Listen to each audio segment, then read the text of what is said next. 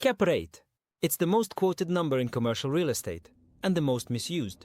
If you've ever heard someone say, it's a 6 cap, so it's a good deal, you already know how dangerous this thinking can be.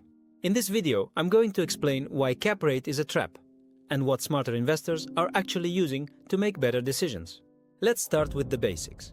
Cap rate, short for capitalization rate, is calculated by taking the net operating income and dividing it by the purchase price. NOI divided by purchase price equals a cap rate. So, if a property produces $300,000 in NOI and costs $5 million, it's a 6 cap. Sounds simple, right? But here's where it falls apart. Cap rate assumes zero debt. It doesn't account for how you finance the deal.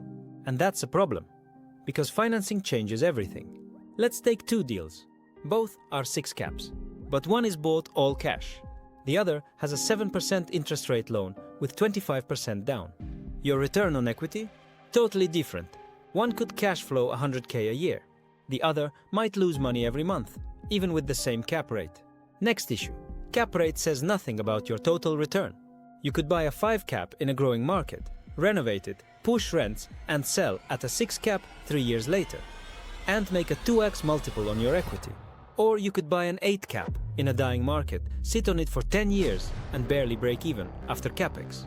Cap rate also ignores the exit. A high going-in cap rate might look great on paper, but what if no one wants to buy it at that cap when you exit? Here's what smart investors use instead. 1. Cash-on-cash return. How much actual cash flow you're getting on your invested equity, especially in year 1. 2. Debt service coverage ratio, DSCR. Tell you if the property can comfortably cover the loan payments. 3. IRR, internal rate of return. The average annual return across the life of the deal, factoring in time, cash flow, and sale proceeds.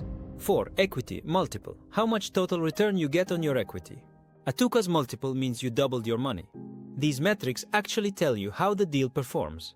Cap rate just tells you one slice of the picture, and only if your NOI is accurate. Here's a quick example. Let's say you buy a $4 million deal with $240K in NOI, a 6 cap. You put $1 million down, finance the rest at 7% interest. Your annual debt service is about $210K. That leaves just $30K in pre-tax cash flow. So your cash-on-cash return is only 3%, even though it's a 6 cap. See the problem? Now imagine the tenant vacates in year 3 and it takes you 9 months to release the space.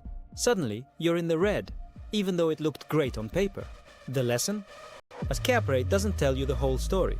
It's a starting point, not a decision maker. Use it to compare broad pricing between similar assets.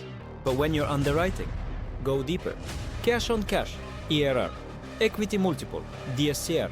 That's how you protect your downside and identify the upside. Want a cheat sheet that breaks all this down visually?